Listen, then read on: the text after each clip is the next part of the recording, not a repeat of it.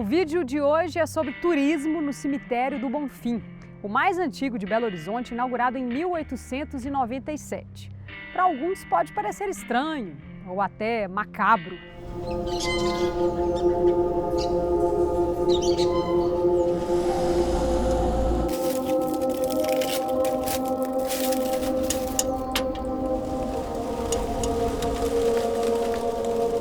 Que nada, gente. Eu vou provar para vocês que cemitério é riquíssimo em história, arte e arquitetura. E claro que um pouquinho de folclore vai rolar também.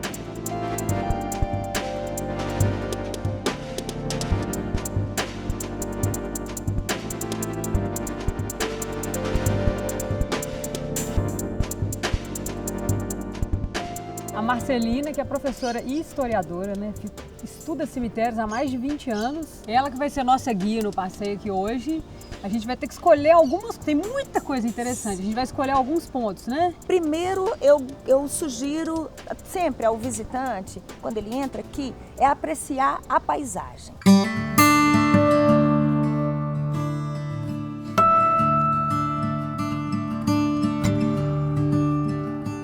Arão Reis, quando desenhou a planta da cidade de Minas, ele já projetou dentro dessa planta o lugar desse cemitério. Então essa vista para a Serra do Curral maravilhosa foi proposital. Foi proposital. Ele estava mais interessado em pensar em colocar o cemitério num lugar alto, arejado, perto de uma pedreira, porque nós temos a pedreira Prado Lopes bem aqui perto, pertinho. Não é verdade?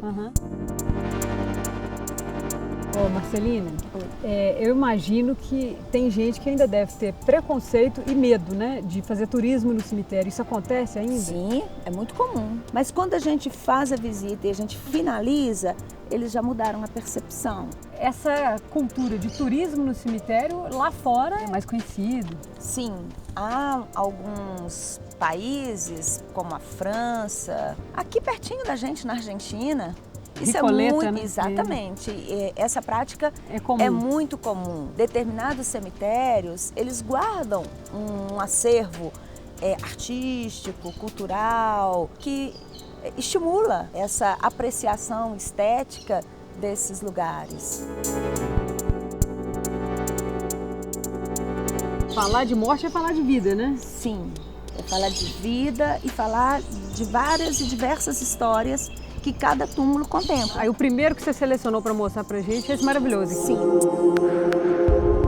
Ele guarda uma história bem interessante, porque o seu Antônio Fauci, para quem o túmulo foi construído inicialmente, foi um homem empreendedor, conseguiu reunir uma fortuna em vida com o trabalho dele. São então, vários personagens, isso, né? Vários personagens. Aqui vocês percebem que isso tudo é bronze. Tudo é bronze. Então nós temos dois conjuntos escultóricos de bronze que mostram como que a família Natali quer ser lembrada. Primeiro, como trabalhadores, um trabalho justo, abençoado. Olha quem está ali abençoando esse trabalhador. Que lindo. E do lado de lá, essa mulher com a criança no colo, ela representa a caridade. É a alegoria da caridade. Olha o pãozinho na mão. Ela tem um pãozinho na mão e oferece para esse homem. Verifica, ele é um mendigo. Com o chapéu virado. Com o chapéu e aceitando. Nossa, é muito lindo.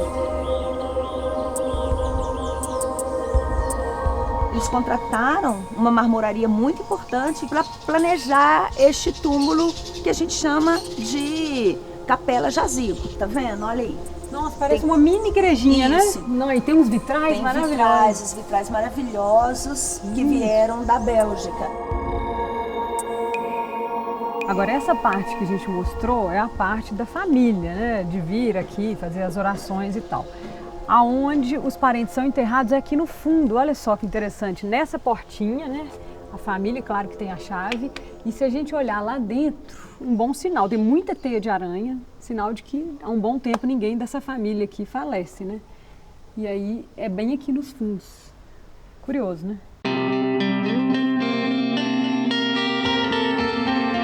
Vamos agora conhecer um túmulo que conta um pouco a história de construtores de túmulos.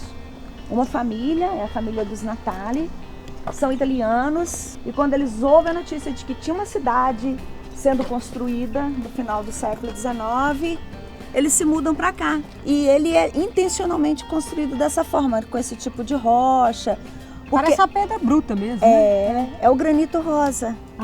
Então, dos granitos, ele é o mais nobre de todos. A gente pensa que o túmulo é um túmulo simples. Parece.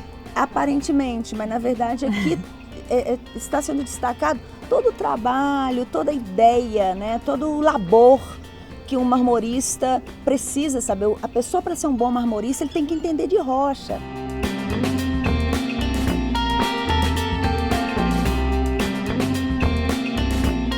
Legal também um passeio assim, aleatório pelo cemitério, você vai descobrindo o que chama atenção, né, do seu olho. Esse daqui eu achei super curioso.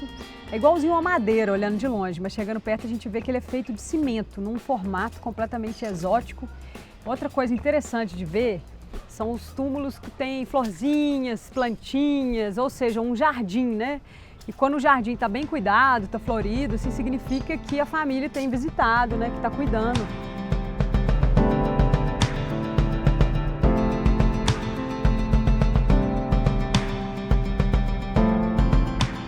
Quantas rosas, hein? Linda essa corbelle de rosas, né? Ela é uma escultura feita por uma artista fantástica, uma belga, que vem para Belo Horizonte no início do século passado. E ela vai fazer amizade com esses ícones do modernismo em Belo Horizonte nas décadas de 20, 30, 40, que é quem? Carlos Drummond de Andrade, Pedro Nava e o Aquiles Viváqua, que é a pessoa para quem esse túmulo foi especialmente construído. No meio das rosas, essa poesia foi escrita pelo próprio Aquiles, pedindo desculpa então, né, para a mãe por ter morrido antes dela, né, de tuberculose. Nossa, é lindo, mas é triste, né? A última oferenda. Como a minha última oferenda aqui. Nossa, esse jazigo aqui também bem interessante, ó. As pessoas são enterradas aqui, de frente para o portão que abre, olha, rumo à eternidade.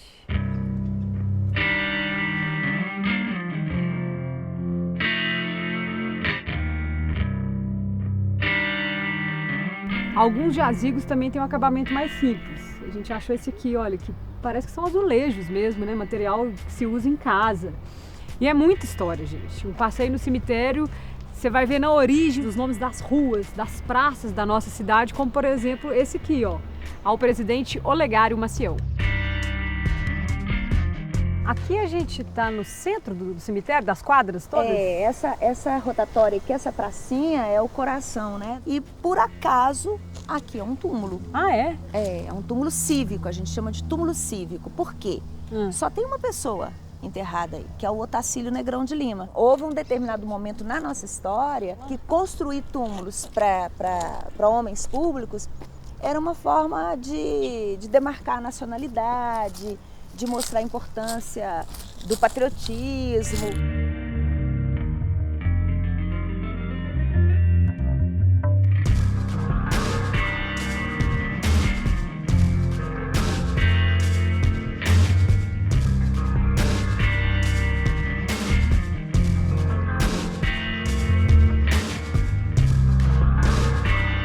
Esse aqui é o maior do cemitério todo? Sim. Ele este túmulo é monumental. E é um túmulo dedicado a uma pessoa só. Tá escrito aqui, né? O senhor Raul Soares. O senhor Raul Soares, ele era governador na época e ele falece em 1924. A morte dele causou uma comoção muito grande aqui em Belo Horizonte. O governo então contrata um artista italiano, que é o Ettore Ximenes, e ele planeja esse túmulo, que é uma aula de história à parte. Lá em cima, a gente está falando do homem público. Então tem a representação da República. Do lado da República nós temos as figuras alegóricas que representam a justiça e a retórica. Abaixo delas tem dois jovenzinhos, são meninos. Tem um assim? Isso. Esse que está com a mãozinha na testa, na verdade ele está estudando, ele tem um livro na mão. É uma herança que seu Raul está deixando para a juventude, amor à história. Nossa, que lindo! E do outro lado tem um que beija o manto da República, observa, amor à pátria. Aqui embaixo a gente já está falando do morto ilustre. Então tem esse esquife aqui que é fake, né? Isso aqui é só de mentirinha. Ele não tá aqui dentro, o seu Raul tá embaixo. Aqui embaixo. A gente tá sentado aqui em cima de onde ele está. E ele tá bem assessorado. São os anjos. Porque do lado dele tem 2 anjos, observa, são 2 anjinhos, sendo que cada um deles segura uma lamparina, que é para ajudar a iluminar o caminho. Nossa, mas é bonito demais.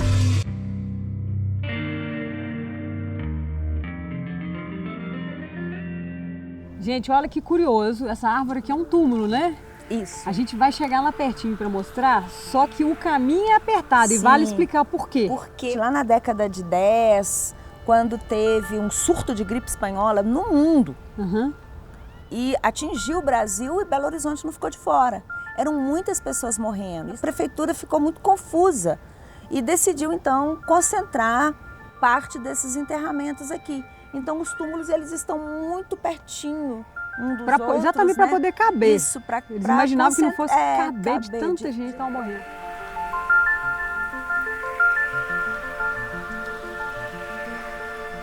Nossa! Que doideira, gente. É apertadinho, né?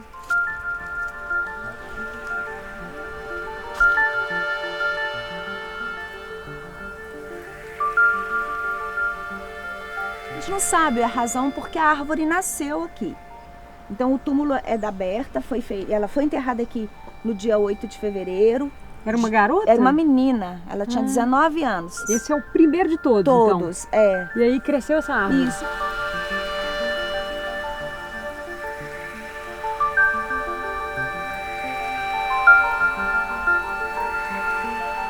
Mas a gente vê que pela espessura do tronco que essa árvore está aqui há mais de 100 anos, certamente, né?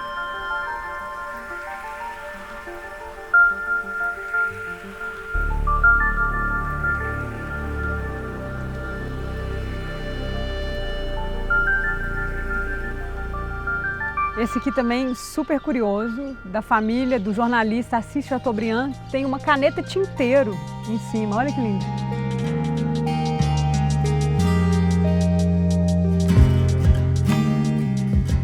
Aqui tem uma construção que eu nem sabia que existia nesse cemitério. Pois é. Que lindo. O que Esse aí era um antigo necrotério. Ele foi construído, ele ficou pronto, em 1895 esse prédio já estava pronto. Ali dentro trabalharia um médico, que receberia os corpos, né? As pessoas faleciam lá na cidade, lá no fundo, traziam os corpos para cá, aqui ele ia analisar, atestar e liberar para o sepultamento ou para o velório, dependendo de cada caso. É um prédio tombado pelo patrimônio histórico desde 1977.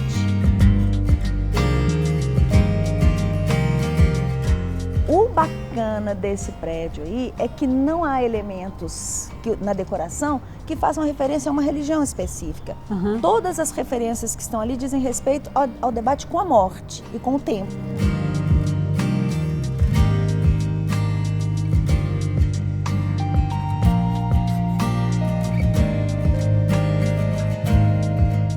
Esse aqui é um dos mais visitados, né? Sim. Este é um túmulo que a gente chama de túmulo de peregrinação. É o túmulo da Irmã Benigna. Está ocorrendo no Vaticano o processo de beatificação da Irmã Benigna. Ela é considerada já pelas pessoas que são devotas dela, que a seguem, como uma milagreira. Cada plaquinha dessas que você está vendo aí, a gente chama de ex-voto. Isso é um voto de agradecimento por uma graça alcançada. Essa goiabeira nasceu aí do lado do túmulo. As pessoas que consomem as frutas ou que pegam as folhinhas e fazem um chá também são beneficiadas por esse espírito caridoso, bondoso e afetuoso que foi dessa freira. E olha que curioso, gente, tem um buraquinho aqui no túmulo da Irmã Benigna que as pessoas escrevem os pedidos e depositam aqui.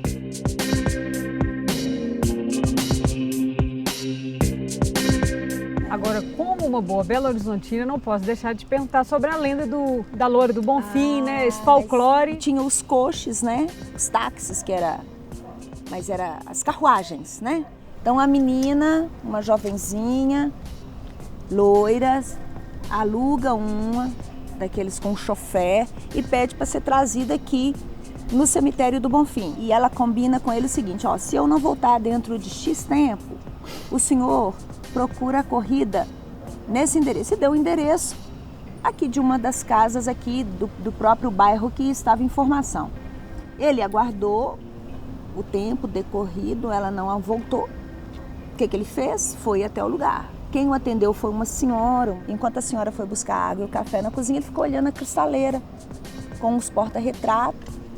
E não é que lá nos retratos estava a moça, que ele era um retrato da menina que ele tinha trazido aqui. Ele falou, essa pessoa está me enganando, né? Uhum. Quando ela voltou, ele falou assim, olha, a senhora tem que me pagar, ué.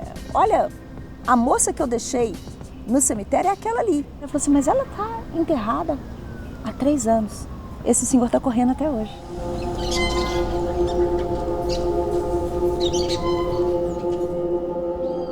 E quem quiser saber mais dessa e de outras histórias, tem as visitas guiadas. Sim, aqui, né? As visitas guiadas acontecem uma vez por mês, entre fevereiro e novembro. Parece que a gente está no museu, né? Sim, a gente pode trabalhar com essa ideia do cemitério como um museu a céu aberto. A gente tem todo o respeito, sabendo que aqui é um lugar de sepultamento, mas ao mesmo tempo é um lugar de apreciação estética, cultural. E num espaço como esse, um espaço público, aberto, é gratuito. Muito obrigada.